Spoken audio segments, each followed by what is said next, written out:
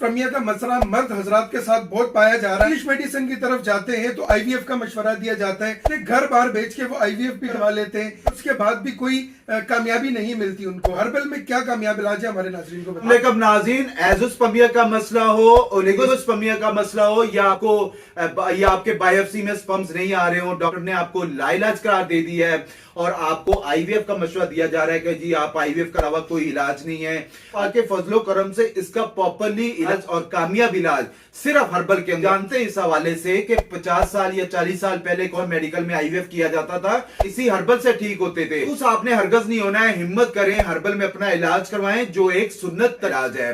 हजरत जिक्रिया अलैहिस्सलाम को अल्लाह ताला ने 77 औलाद से नवाजा था, वो तो एक दुआ थी, रब्बी ला तज़रनी फर्दम व अंत खैरुल वारिस। यकीन करें ये दुआ भी पढ़ा करें, इसे हर नमाज में 11-21 दफा पढ़ा करें, आखिर जो है वो दुरूशी पढ़ा करें और साथ अपना हर्बल इलाज करवाएं। हर्बल में कामयाब इलाज है। आप हमारे YouTube चैनल हर्बल आजम पर जाकर देख सकते हैं।